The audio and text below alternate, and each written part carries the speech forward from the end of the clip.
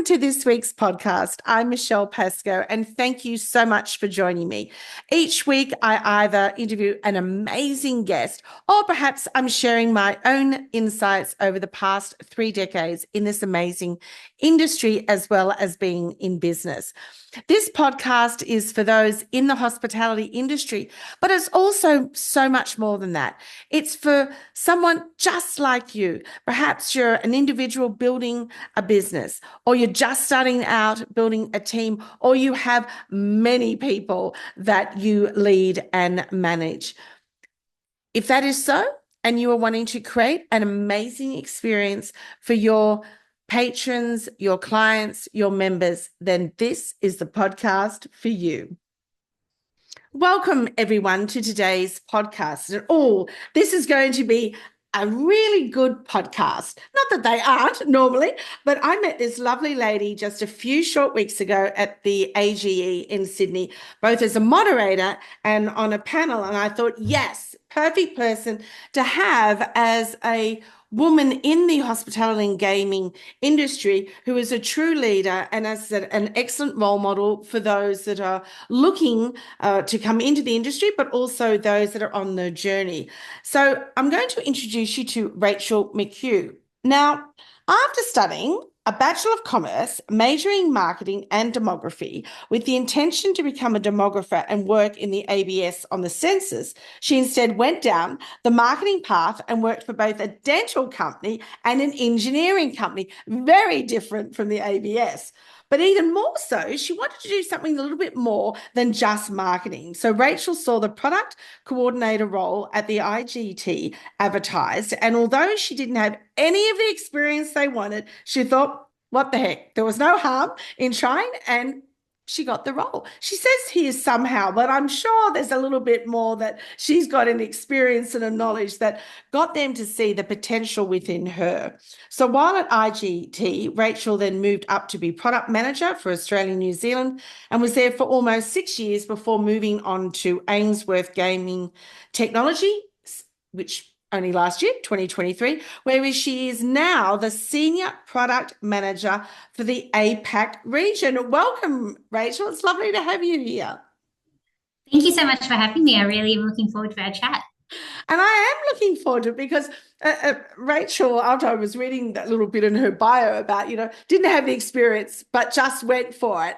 And I think that, it's about having that tenacity, but also believing in yourself. Because too often do you feel, Rachel, that they say, particularly women, and, if they've got 6 boxes that they've got to check off, they won't apply unless they've got them all there. What made you feel that, let's just go for it? Yeah, so I guess at the time I'd sort of kind of fallen into the marketing role at the engineering company because I took time off. I did my gap year when I was 25, 26. I waited till I had a bit of money to do it. And then after you travel for 6 months, you realize, oh my God, I need a job to go home to. So it made sense to fall back into marketing, even though I knew it wasn't necessarily the path I wanted to go down anymore. And, it was great to come back to a job, but within my first day of being there, I was like, it's a nice company, it's nice people, but I know this isn't for me anymore. So I started applying for roles, and there were roles that I was applying for that I was 100% qualified for, and I couldn't even get, an interview, because when you look at it, you've got 100 people applying and they don't even look at your resume. They're taking the first one off the top of the pile. So I started to think to myself, well, if these are the jobs that I'm qualified for, what's the harm in applying for something that I'm not qualified for, that I still think that I could be good at, or I could be a good asset to the team? Yes. I'll admit one of the reasons I applied was it was quite a vague job ad. So I was like, oh, it sounds fun, and I think I could do this, because I think, and once I started working there and learning from my manager at the time, they didn't quite know what they wanted the role to be either, right. Which I guess was a bit reflected in their job ads. So they were leaving themselves quite open. And, HR were putting all these people forward, and they were interviewing the people that made sense on paper, but didn't make sense once they're actually interviewing and seeing how they fit in the role. So I think when I came in, I was pretty open and honest about what my experience was in the gaming industry, in product. But where I worked them, I guess, was I had a skill set that they didn't have on the team yet. And that was, in terms of putting together a lot of sales materials and presenting and things like that. So I think by me actually applying, it helped expose them to what they Yes. potentially needed and wanted in the role. Mm. But, I've always been a believer that what's the worst they can say? No. Yeah. They say no to me when I'm qualified for it. So what difference does it make? I just think it's just such a wonderful attitude. And plus, as you said, looking at that application, it was so vague in what they were looking for, but then you were able to show them that you were exactly what they were looking for. They just didn't know it because they hadn't been Yes. exposed to it. So it was really a match made in heaven. It just Yeah, it felt. worked out that way, exactly. Once I started, as you can see from my history, I'd sort of worked at all different types of companies, insurance, Mm, dental. To me, the industry didn't matter, it was the job. And yes. I kind of went into IGT with that same mentality. And then, I tell everyone the story that within my first week, one of the sales account managers said to me, once you're in this industry, you'll never leave. And I said, I don't believe you. And then about 4 months in, I was presenting to a customer. I went, oh no. And they said, what? I said, I'm never leaving, am I? Because it is such a great industry. There's so many good people and it's actually really niche. So the skills and the knowledge that you learn in this industry can actually be quite hard to take elsewhere. So once Yeah. you're in, it's quite ingrained in you. But it is a wonderful industry. I'm celebrating my 30 years in business, this year, and more than 25 of them have been just in the registered club and gaming industry. And you're right, once you're in it for life, it feels like, but it's certainly not a chore, is it? And it's not a challenge. No, You've got wonderful clients, as you said, you're working with, but it's the constant change, not only from the team members that are changing both in generations, the AI, the technology, but also the expectation of our clients. And in your world, it's looking at, well, what's that thing that's going to attract them? It's going to entertain them. It's going to give them joy. And so it's trying to get into the minds of them as well, isn't it? And thinking, yes, what next?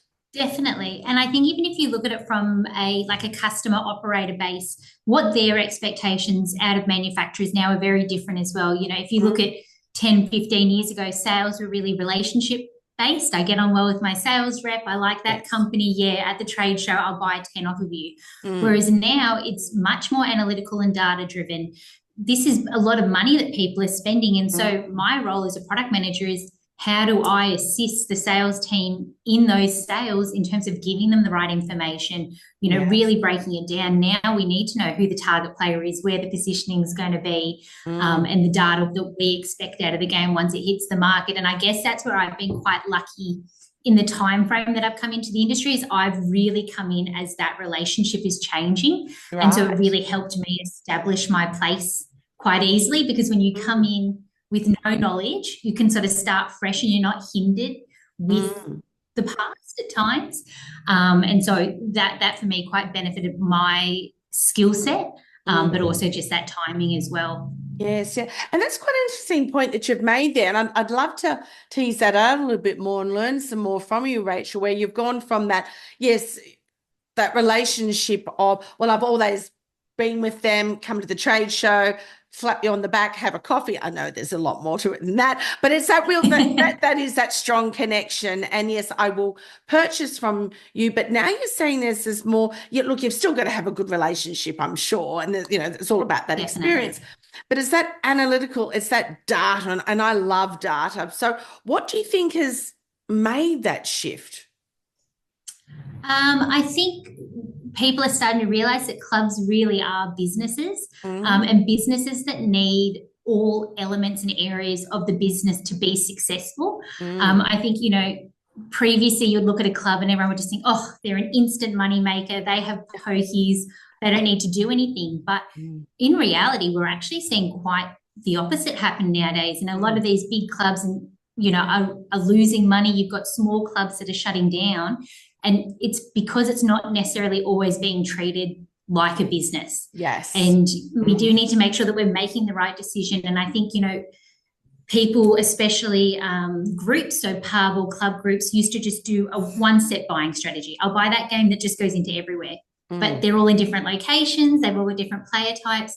And so they need to make sure that with their big investment, they're actually tying it correctly to their venue. But also, you've got a right. lot more business-minded boards nowadays as well. They want to know where the money's going to that they're approving. So we do have a lot of venues that have to go and get things approved by the board. So the more information that we can give them to help secure that sale, the better it works out for all of us, and to give them the confidence as well. Yes, yeah. So it's quite a unique challenge, isn't it? Because, it's always been, as you said, that relationship, but really thinking about when you've got venues, and I know where I work with a number of them that have got multiple sites, that one machine, is not going to fit all demographics that they have, because a lot of venues, they could be here in Sydney, they could be way up in the Central Coast, way down south, or outside Western region areas. They've got to be able to connect with those people. So that's certainly been an interesting challenge. So how did you find connecting then, coming into your role as this product manager, then connecting with the sales team? And was it you going to them going, look, I think we've got this challenge ahead of us? Or was it them coming to you going, look, we're starting to get pushback from, oh, we'll just take anything? So, yeah. Yeah, I think for me, the challenge was a little bit different as well because I came in totally green. So my biggest challenge was actually building people's trust at first, because I would come in and they would say, why would I listen to you? I've been doing this for 20 years. You know nothing about games. And initially that was 100% true. So I guess the way that I tried to prove myself to people is I just really threw myself into it. I'd spend my weekends going out to clubs and playing. I would just be asking 1,000,001 questions. And that's my number one tip to anyone. Never be afraid to ask questions, because I wouldn't be where I am if I didn't have that knowledge from those around me. So yeah, my first part was trying to build trust with the sales team. The next thing I did was I just spent so much time on the road. Probably my first 2-3 years at IGT, I was spending 40% of my time out traveling with the sales team.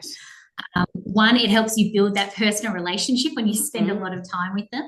But two, it's hearing it directly from operators. It's hearing that feedback from the sales team when you're sitting in a car for 6 hours together.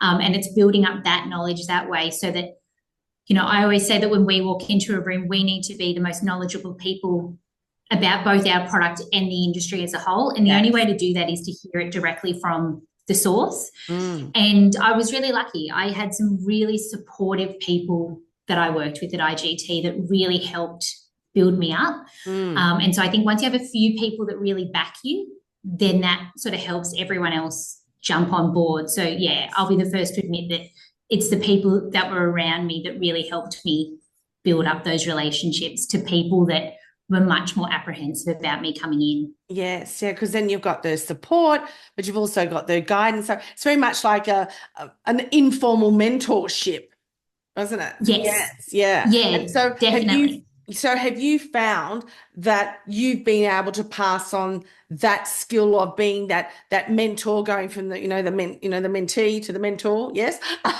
to with others across within Ainsworth, but then also across the industry? Yeah, so I think I've never been a structured, formal mentor person. For other people, I know how beneficial it is. And I've tried it, and it's just not my personal style. But I've been really lucky to have some passive, informal mentors, over my career. People that I don't think that they would even know that they were my mentor. And I think that I just try and position myself in that same situation. So I'm a pretty extroverted, open person. And so for me, it's just making people feel comfortable that they can establish that with you. There is a beautiful young girl who works at Aristocrat, and she's absolutely killing it over there. And, I was lucky enough to work with her at IGT and see the start of her career. And, the thing that I've just always said to her is it doesn't matter if we all work across different competitor manufacturers. We are all in this together. And so anyone that you ever need anything from, let's all work together and join together. And that's sort of the kind of brand that I've tried to establish in the industry. And within my own workplace, is just having that open door policy. And it works both ways. Like even, I've been here for a while now, but I still need that from other people as well, and look to get guidance from other people in areas that I'm not quite as established in yet as well. I love that. As you said, your competitive brands but we're all in the same industry, and it's about growing that pie bigger. The pie is big enough for all of us, so let's grow it all together. And for you to Yes. share that with her, then what we're hoping then that she will then transfer that on. So when you're still looking for, yeah, so I suppose going back one is that you've had the confidence, as you said, that you're very extroverted, but you also understand that questions need to be asked. So that's probably one really good thing.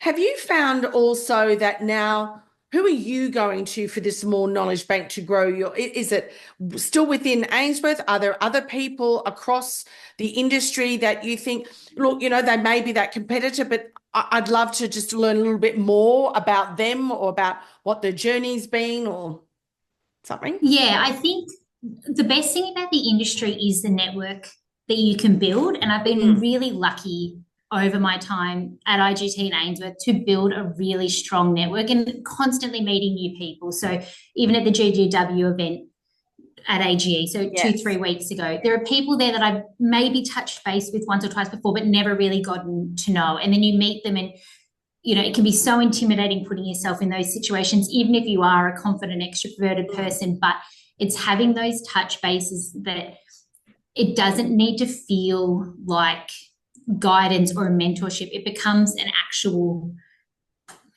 maybe not a full friendship, but a strong relationship where you can say, hey, what are you guys doing about this? Or, where are you exploring in this area? I only took over looking over after Asia mid last year. So I'd never had exposure to the Asia market before.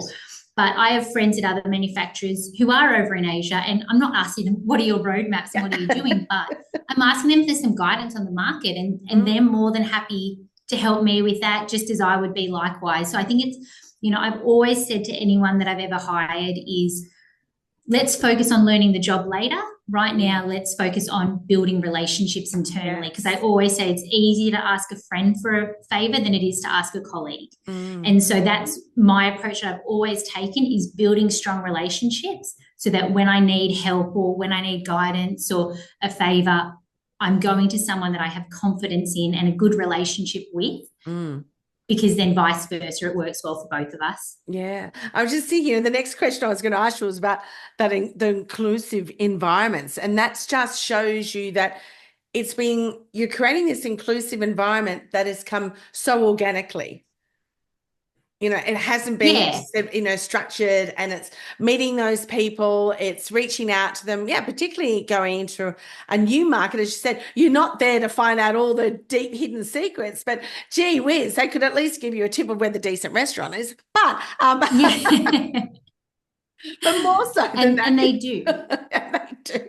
But yeah, it's getting to know, why reinvent the wheel when you've got some data there perhaps that they can share, or just some information, or just, do you know somebody, connect me with somebody? And that, I think, is what's exactly. It can be the smallest of things, like what jackpot levels are going well in the market at the moment. It's nothing to do with their games at all, but I'm not in the Philippines or in Macau. So, and if they ever had a question about this market, it would be exactly the same. You're never giving away trade secrets, you're never giving away your information, but we all started somewhere, and we all need to grow in that sense as well. So, I'm really encouraging of all that. It was even last year in New South Wales when they brought in the new $500 limit. We could have all done our own way of how we approach that with conversions and new boxes and whatnot.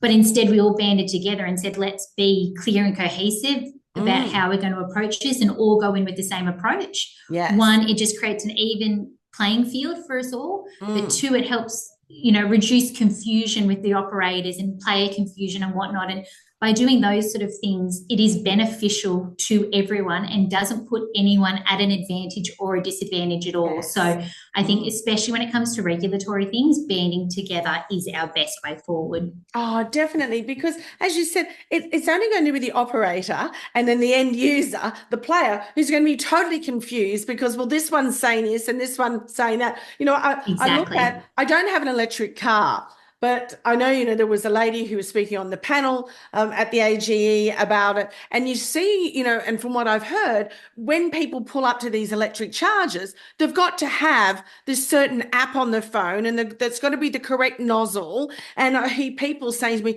oh, it does my head in. It's so frustrating. And you Yes, sort of think, why couldn't they have all just banded together and have the same thing? band it together. You know, Exactly. and to me, that's what you're saying, is that sure, we're all got different businesses. We're all going, we're all wanting people to use us, that individual business.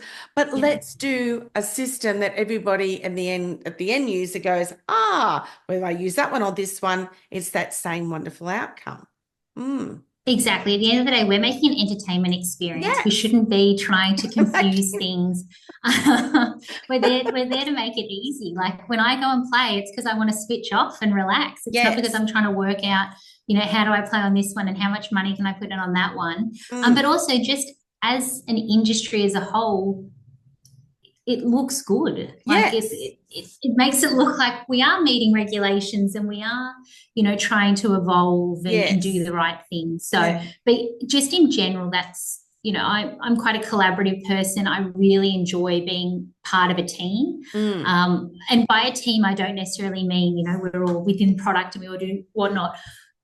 Working across cross-functionally Mm. is the way that I like to work. And so, the only other people that really understand what I do every day are the other product managers at the other Yes. manufacturers. So, when we get together, it's brilliant. We have a nice whinge fest and we all understand the issues that everyone else is going through. And so, yeah, why wouldn't I enjoy that when I can? Yeah, why not? So, that's here in Australia where you can all sit down and have a chat. Are you finding that you can do that in the Asian market as well, or is that more defined per country?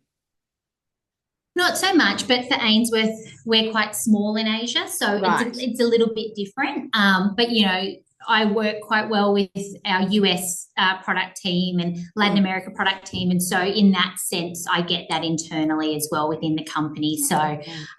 even if we are all selling different products, it's good for us to have cohesion in our approach to it as well. Yeah. And you said you did a lot of traveling around Australia with your sales team, or particularly here on the East Coast. Have you had much of a chance to get through Asia and have a look at the Philippines and into KL and various Yes. So places? I went and spent a week in the Philippines earlier this year, and everyone said, "How was it?" And I said, I don't know. I didn't really leave a casino for 4 days. I just went straight from one to another. I think I saw sunlight for about 10 minutes of every day.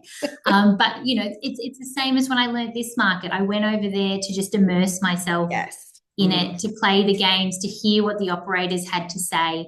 At the end of the day, we're a B2B business, but we're a B2C business at the same Yes. time. So we need Mm. to make a product that an operator wants to buy so that they can actually have that exposure in front of the player. So hearing directly from them is incredibly important to make sure that we're building the right product. And we're quite lucky at Ainsworth that we're sort of in our infancy of entering into that market. So we Right. are really adaptable with what we can do for them. So, Mm. that trip was really beneficial. And then I went over to Macau for G2E as well, which Right. trade shows are always good, but trade shows are hectic no matter where in the world you Yes. are for them. So a They busy are. few days. No, look, and I've been to both over the last, few years, and another good place is up in the Genting Highlands there in KL. It's about 20 Yes. degrees cooler from the bottom to when you get up the top there, but it's an interesting market, and of course there's all the emerging ones in Japan and Vietnam, etc., and even now in Sri Lanka. So they're growing all the time. So you'll Yes. even be, yeah, expanding Expanding even your further. base. Yes, yes. Exactly. But making sure we do it in a long-term, measured, Yes, strategic way and not just yes. jumping both feet in too quickly. You want to make sure you're doing it right. And that's true. It is. It's about thinking, but it's making those connections, and they're there for that long term of the journey. So look, as a Exactly. woman, we tend to burn the candle at both ends, holding a role as demanding as you have, both here in Australia, getting to know the teams here, really connecting strongly with the operators and knowing who their end user is. But then now, of course, with APAC. And then, of course, you've got your life outside of work, don't you? Mm. Yes. Being a partner, a friend, a mother. So how do you achieve that balance? Now, I certainly don't allow to say, oh, it's that work-life balance, because, it doesn't always, there's usually some give and take at different times Yeah. and different seasons in our life. What do you do to be able to find opportunities to grow your knowledge bank and have that downtime? Because what I'm experiencing a lot when I'm in there training the leadership teams is this no priorities around their own boundaries. They just, they Yeah. set off with these great ideals, and then, Rachel, it all just slips away because, well, we're on these silly phones, 24 hours Yeah. a day. So what are your thoughts with boundaries, and how have you found it both personally and within the organization? Yeah, so I don't have kids yet, so I can only imagine how much busier things would be if and when I do. So that'll be a different scenario then. Mm, I think for me, my biggest struggle is to not think about work when I'm not at work. I mm, can really let it consume my mind. And, even when you're trying to sit on the couch and relax, you're still thinking about, oh, I've got to do that, or that frustrated me today, or really letting it consume me. So I've mm. really actively been trying to separate that out. Last week, actually, I went out and I went back to having two separate phones. I've been doing the one phone with two dual SIMs, and I've decided it's not for me. I like to Oh, be able to just leave the work phone at home over the weekend, because otherwise you are checking your emails the whole time. You do have just so much access to it. And I think back to my first job, I worked in a call center where I had a set shift and I had a desktop computer. So when you left work at the end of the day, you left work. And I yes. lived with roommates that I worked with, and we were like, oh gosh, this is too much work when we get home. No, I was just gossiping about the day. It wasn't actually doing any work. And so, that's how my career started. And now you feel like you can't take a sick day because you've still got your laptop there, and, Yes. you've got your phone and whatnot. And so, it is on us to really try and find those little ways to do it. But I think it's also accepting that sometimes work is going to be a major part of your life. And so, Yes. I've always been pretty lucky with the employers that I've had, but I've also really made it quite clear as well when I've started a new job that my expectation of my role is that it's a roller coaster. There Yes. are going to be some weeks that I will be here till 9, 10 o'clock at night, and I'll need to do that every day to get the job done. Mm. But there's going to be other times, like post a trade show, where it is a bit quieter. And if I don't have anything to do, I am probably going to leave at 3, 4 o'clock, Yes. because why sit around and twiddle my thumbs? And Mm. so that's my expectation of the role. And, I always say, I don't care what hours someone works as long as the job gets done. And so I Mm. think it's more about, trusting yourself and trusting your employees that we can actually create that balance for ourselves. Yes. If I can't trust someone to do their job and I need to be on their back constantly, then Mm. they're probably not going to be the employee for me and Yes. my team. Mm. But I also think it's just having respect for the people around you in terms of creating those boundaries. If I send an email late at night or when I know someone's on leave, I always make it really clear that I'm only sending this because it's on my mind right now. I Mm. have zero expectation or desire for you to get back to me.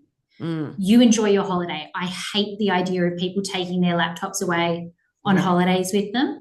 You've got 2, 3 weeks a year to recharge. Mm. You're not going to be a good employee if you don't take that downtime. And if we can't survive without you for 2 weeks, we've probably got to relook at what our structure is Yes. internally. You can't have all your reliance on one person, because that one person might not be there forever. Mm. So, I try and create strong boundaries for myself, but I also try and encourage other people to do that as well, because we all need to be working that way. And it does come from leadership down. If you've got a CEO or an MD who's writing you emails or calling you at 11 a.m. on a Saturday, Mm. they're creating an expectation for that workplace that other people might not feel comfortable to Yes. push back on. Mm. So I've always just tried to really create that. I'm not perfect at it, don't get me wrong. I still sit there at 10 o'clock at night worrying about work or checking my emails first thing when I get up in the morning. But you've constantly got to just try and take those little steps. My Yes. partner's also in the industry, so it can be hard for us to not let it consume conversation sometimes. But once again, if you focus on the fun side of it and not the, day-to-day work side of it, it helps create some of that separation as well. Yes, but it's setting those boundaries, and I love how you said you go in and you say to them, "This is what my expectation is at the roller coaster," and I think it's getting it is this definitely this mind shift over the probably the last 5 years, certainly since the last few years, where people don't have to be sitting in the office all the time, and Yeah. but it's still getting through to some, and it's not just a generational thing either, but for many who have perhaps, been in a leadership role for a while, where you're going to be the first one in and the last one to leave. But if you're not being productive, and so often, you can be productive 6 hours, you could do it in 3, then why not go home? Exactly. Yeah. Exactly. And, if that means that I can get an appointment out of the way on a Tuesday afternoon, Yes. but then I'm working late on Thursday night, it doesn't affect anyone. And the way that I always look at it is, as long as you're available. Yes. If I need, not at 10 o'clock at night, but during your standard work hours, as long as you're available, it doesn't really matter to me where you are. I do believe in being in the office to collaborate. We work in a really creative industry, so in that side of things, I do think it's important. But I have previously worked with someone, and he loved doing walking meetings. So if we had to have a catch, like, let's go for a walk, and I was like, yeah, why wouldn't we? Why do we have to be sitting in an office, sitting at a desk? Let's go chat and walk and get out of the office. And, it's that even helps. We're still talking about work, but it's creating a bit more of a balance in terms of what we're doing each day. Yeah. And I love that idea of working or walking meetings. And I've been saying that for quite a while, because particularly if it's a conversation that somebody may be a little bit apprehensive about having, and sitting across from the desk to somebody, it becomes that very much I and you scenario, or they just don't know how to say it. Walking alongside each other, you are beside each other. It's not, you and me scenario. And it really does help. Plus, you're outside and you're getting your backside off a seat that we spend so much time in. So exactly. Why not get out there? So I love. Have you ever had any pushback from any organisation? Certainly don't expect you to mention any, but anybody or a person within an organisation over your career who've gone, no, I demand that you be here for that time. Or they may make the comment of, if people are checking out early, then they're not doing the work. Have you ever had those comments made or felt? I guess realistically, pre-COVID, that was almost every workplace. And that would be for most people, it was that expectation that if you weren't in the office, you weren't working. And I think obviously technology's helped with that. Like, if we're looking, pre-COVID, a lot of the things that we're using now, we didn't really have open access to as well. So that's definitely helped things. But, I would be away and you'd land at 10 o'clock at night, and you would be expected to be in the office at 8:30 the next morning. And you just did it because that was it. Yes. But, I think, to be honest, it was just the norm. So it didn't seem abnormal. But no, I've always been pretty lucky, in terms of the companies that I've worked for. And I've never really had, my first job, you're in a call center and you're on shift. So there's only so much you can push with that. But yeah, everyone else, it has, I've been really lucky to work for some really good people and with some really good people. And so I think that's probably shaped a lot of my mentality now with what my approach is. I just didn't wake up one day and I was like, this is how I'm going to do it.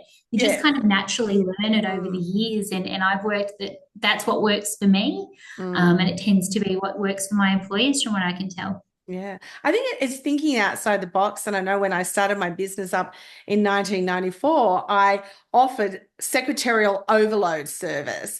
And, and I think, wow, I wish I could have stayed at that, because, that's that whole PA thing these days.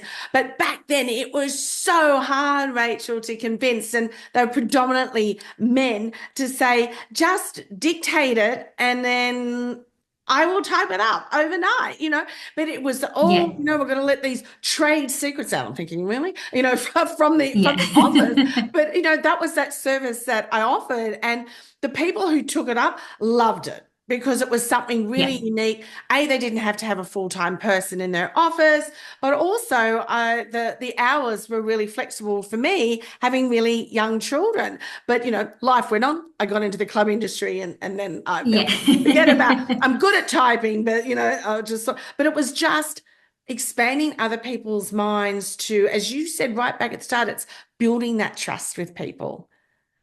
And Yeah. that's what's Yeah. really key. 100%. Yes, yeah, more than anything. Who inspires you? Where do you draw your inspiration from, Rachel? Because you've got so much going on. You're working with some amazing teams that are creating some phenomenal things. What inspiration do you gather and from who?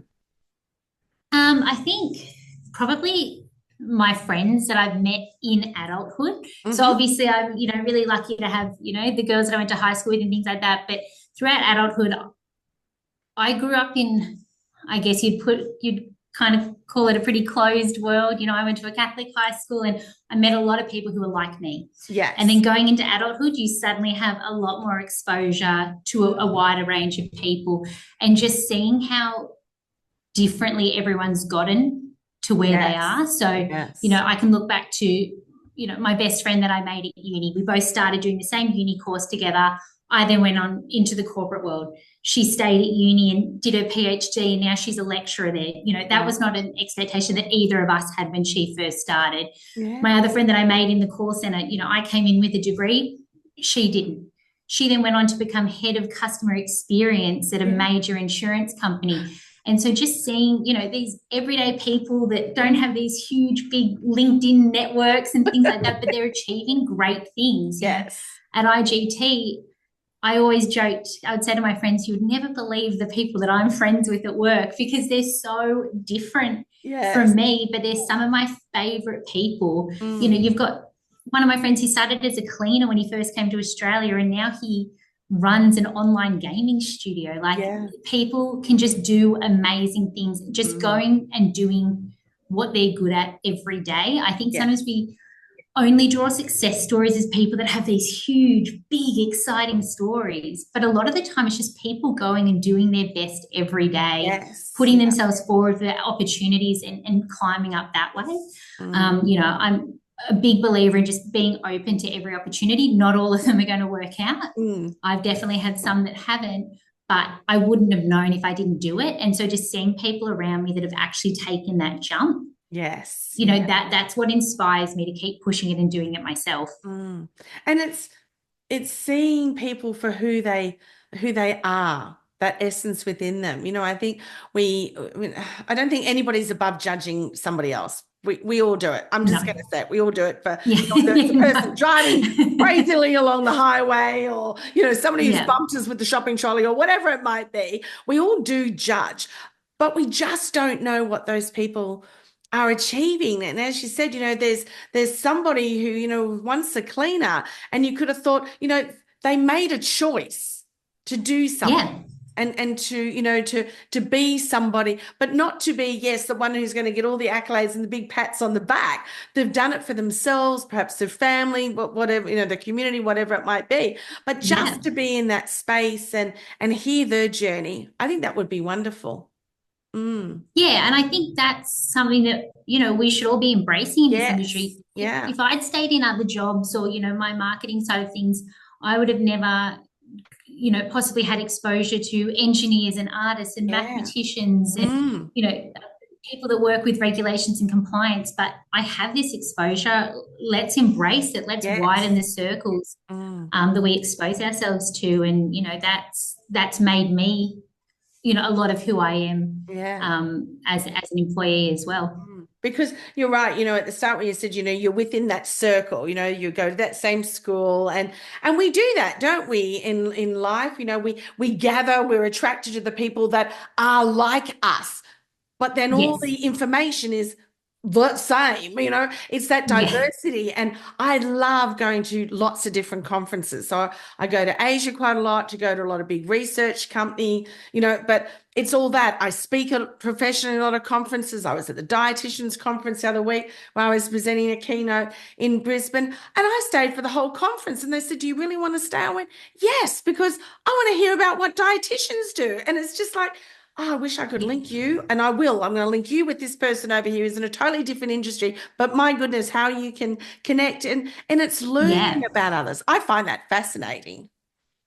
No, I agree. I think, the second that we stop learning is when it all becomes a bit mundane. And, Yes, yeah. also we spend so much time at work every day. Why wouldn't we want to enjoy it with the people that Yes. we're surrounded by and getting to know them and, Mm. yeah, building on those relationships? And just so what are you curious about now? What's going through your mind, firing up your, I say putting your tummy into somersaults. I guess for me, I'm on a bit of like a self-learning Mm-hmm. train at the moment, not in terms of learning about myself, but in terms of teaching myself, some new skills and new programs and things like that. I've spent the last 7 years really just trying to learn about the actual job that I do in the Right. industry that I am. Yes. And, I'm quite confident, and you're constantly going to be learning those things. That never stops. But I am Mm. quite confident in what I do. I've got a lot of things set up and templated and whatnot now. So I do have a bit of that capacity to, what other areas can I grow in? Mm. Obviously, I had a strong passion for demographics and data. And so, Mm. it's even right now like, oh, what do I actually not know how to do on Excel? What Yeah. things can I do a bit better? And just trying to expand those things. And I think, one day you never knew how to do something, the next day it then becomes your main way of doing it. So, Yes. Yeah. yeah, I think I can't ever imagine myself going back to uni. I'm not a studier, No. but I don't see that as being something that's going to stop me from, doing courses or Mm. continuing to learn new areas. And so that's what I'm kind of pushing myself into at the moment and not just Mm. staying status quo. Yeah. I find it a bit boring if I'm not trying to learn something new and try new skills. So I've got to keep myself busy in that sense as well. And, then that's only beneficial to my career going forward. It is. It is. And for others around you, have you dabbled in the AI market yet and the robotics? A little bit, but I'll admit I can't quite get my head around it all. So It is so I think it's interesting. exciting but scary. So I need someone else to introduce me to it a little bit more. But no, I've definitely used a bit of Chat GPT and things like that. But Yes. yeah, I Yeah. mean, to be honest, if we're not learning about that right now, we're only holding ourselves back. Oh, look, certainly. Look, Chat GPT, that open AI is phenomenal, but getting into the robotic side of things, and as we saw at the AGE with that demonstration of the AI on booking accommodation in a area in New Zealand, there's the robots that will be taking now our luggage to our rooms. There's a number of venues Yes. now here in New South Wales, and I was at one. On Saturday night where they had the robots going around the restaurant, Yes. taking away the dishes and all those sorts of things. But last week's podcast, I had Tracy Sheen, who is just phenomenal about all things AI. And it was quite interesting because she shared with us, you'll have to have a listen to Yeah, I have to go back and it. listen. Yeah, it was how if you're really nice to, and they don't know why this is happening because because we actually program the robots, but with OpenAI they have found by looking at all the data that if you are polite to it, if you are saying thank you and please could you help me with that, and wow, that's excellent, the outcome is actually 40% better. Oh, So well, that's good because I always say yeah, please no, and thank you because it just comes naturally. And then I feel like a bit of an idiot afterwards. I'm talking to a computer while you're saying thank you, but it feels rude not to. yes, So that it makes me feels feel better it about feels it. rude not to. Yeah. So yeah, they're looking at all the outcomes and they're saying that people that are politer, then if they're getting a 40% better outcome and stronger connection and more of that person's voice as though they're working with you. And that's when it does start to get creepy because you start to think, Yes. okay, it's not going to mind of its own. But anyway, Yes. but it is interesting. So look, before we finish up, as we knew, last year was that big hit about the Barbie movie. Did you go? Did you get a chance to see it? I did go and see it. I did go and see it. Me and my best friend went. So no, So I definitely I couldn't. I had FOMO. I had to yeah, go. I think, yeah, look, I've seen it a couple of times, and goodness knows how many times I've enjoyed the Barbie, the music on Spotify. But I remember getting my first Barbie. It was, probably very early 1970s. And, she's got the brown brunette hair. I've still got her in her original dress. But then I collect Christmas Barbies, the Happy Holiday Barbie, Okay. since my Yeah. first daughter was born in 1990. So I had this amazing collection. So, of course, when the movie came out, I definitely had to see it. So there was a scene towards the end where Barbie is sitting at a bus stop where she's trying to work everything out in her head as the real world has now collided with Barbie's world. And she turns to an older lady beside her and says, "You're beautiful." And the lady smiles and replies, "I know."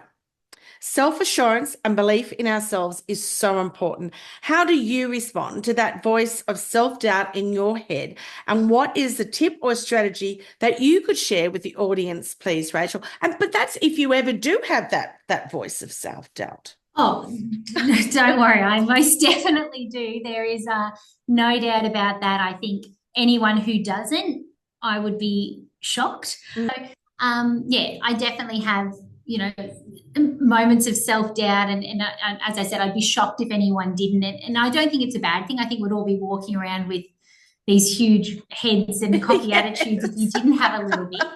But I think, and it's one thing I try and say to everyone, when I hear people say something bad about themselves is, would you ever say that to another person? And that's what I just try and remind myself all the time. If I say something bad to myself about how I look, or, Mm. I'm dumb, or why don't you know this, or things like that, I would never walk up to another person and Mm. say that to them. So why would I say it to myself? Mm. I'm meant to like myself the most out of everyone. So Yes. how can I give other people confidence in me if I don't have that in myself? Mm. And I think that, we've really been taught, particularly when we were younger, that being confident was kind of the same as being cocky. And I don't think Yes. it is. I think they're two Mm. very different things. Mm. So if you were too confident in yourself, or if you did think you were good at something, or say you were good at something, that was almost looked down upon. And I Yes. really had that in my career, where I thought, well, I can't tell people that I'm good. When I was like, oh, but maybe I actually am. Other people tell me I am. Maybe I actually am. And so having that confidence in myself to be like, no, no, you are good at this. You're not perfect at it. Got all these other areas to work on, but you are actually good at what you do, and to remind yourself that. But also, I think a big element of it for me, I particularly did this earlier in my career, is just fake it till you make it. If you pretend you're confident, and if you put on a smile, and if you project that, regardless of you being so nervous on the inside, I can sit on a panel, or I can present, and internally I am all bubbles and nerves. But if you project externally that you're confident, then everyone will think you are. And then you start feeling that way and believing that way. And that, it's easier said than done. And I understand that some personality types can do it easier than others. But if you don't have belief in yourself, why would anyone else? So just trying to push that side of things. Yeah. And which I think, thank you for sharing that, Rachel, because I think it brings it full circle right to the very start where, you took that self-belief and said, well, why can't I apply for this role? Why can't I? Yeah. And just do that. And that is so inspirational. And I think we all need to reflect on what our abilities are. And yes, that word of being confident or ambitious or driven, they are not dirty words. They are words No. of actually showing you that you can achieve something and you are choosing to do something that you really want to do. And hey, why not you? That's, why Yeah. not you? Why should, Exactly. And if yeah, if it doesn't work out, then what's the worst that's going to happen from that? that's You right. start again, you find something new. So Mm. we should, I don't want to fail. I'll admit I Ah, probably have fear of failure. But if that's going to be the thing that holds you back, then that's the thing that you've got to work through. So, yes. but yeah, there's no harm in putting your hand up and trying something new. No harm at all. Rachel, I've enjoyed this conversation. It's been really, really lovely. Before we finish, is there anything further that you would like to share about this journey of becoming a leader and on top of that, a female leader in this industry that has been very male dominated over the years. But as I truly believe, we need diversity, and we need those men that can support us. And I'm sure they've been, there along your journey, across the industry. I know a lot of my clients are men have been phenomenal in helping me grow my company over the years. But is there anything that I haven't asked you that you'd like to share, for those listening, whether they are male or female, but let's look at those Yeah. females who perhaps thinking, is this the industry for me? And, is it something I should pursue? Yeah, so I guess for me, where I was really lucky was back when I was working in marketing and I applied for the job at the dental company. So I hadn't worked in marketing prior to that. And I said to my manager one day, why did you hire me? Why me? I didn't have the skills. And she said, I can teach you the skills, but I can't teach you to have the personality that's going to fit into this team. And so her whole approach was building a strong team of people that worked well together. That's not people that have the same skill sets. That's not people that have the same personality types. We're all very different from each other, but we gelled, we merged really well together, and we naturally created an inclusive, diverse environment from picking people that worked well together and had that personality fit. The same then happened when I went to IGT. We had a team that just merged and gelled really well together. So once again, we naturally created that really supportive, inclusive environment. And I'm personally not for diversity quotas and things like that, because I think often what it can do is it can put the wrong people into the wrong roles. Yeah, and then it naturally creates a bad feeling towards a gender or an age, or because they failed. Well, they probably weren't the right person for that job. So let's create environments where people are the right people for those jobs and let them naturally grow throughout their careers so that people then can become CEO because they're the best person for the role.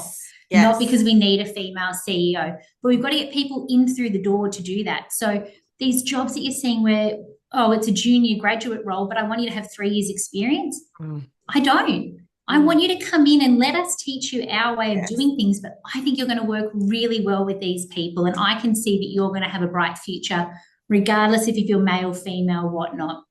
We've got to be more open to actually getting people in and stop being such a closed industry where if you didn't start in a club or you don't have a family member who's already in the industry or whatnot, then you're not going to work. It's just not the truth. Let's create strong, supportive environments and great company culture. And then people can naturally work their way up that way, because I wouldn't be where I was if I didn't have people that gave me the job purely because they thought I'd be a good fit.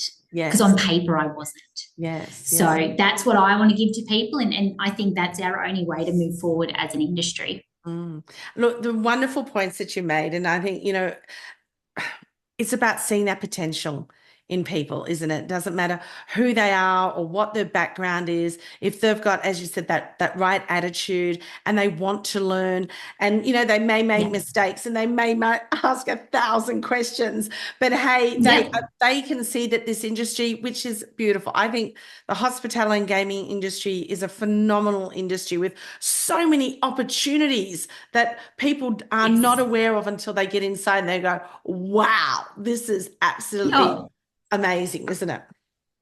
Definitely. It's, it's where I would love to spend the rest of my career in this industry. And I think there's jobs that I'll probably work one day that aren't even around yet. And that's exciting.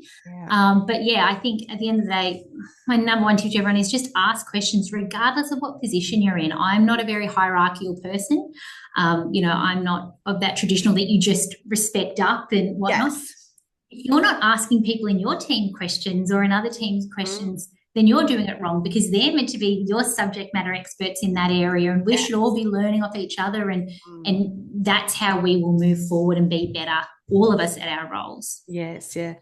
I think this industry is, as I start to, lead the industry over the next 10 to 15 years, it is wonderful to see that it's going to be left in wonderful hands, such as yours, Rachel, and so many others that are coming through and can see what this industry offers, not only for the people working in it, but for the people that we are bringing into our venues to enjoy, to have fun, to have a community around them, and to make them feel that they belong. That's what it's all about. Most definitely. And I love being a part of it. So thank you for this opportunity as well. It's been wonderful having this conversation with you. I look forward to the next time that we catch up. Thank you, Rachel. Most definitely. Thank you so much. Thank you so much for joining me on this week's podcast. I do hope there was some moments of aha, insights, tips, and some action steps for you to take in your business or organization. I love being in this industry. So the more that you can get the word out about this podcast, because it really is an honor and a privilege to have so many amazing guests on the podcast, that we need to get the word out there. So please share. A review would be wonderful. And if you'd like to reach out and learn more about what I do and my signature program for the leadership development middle management movement, please have a look at the website, www.michellepascoe.com. Take care, everyone. Bye.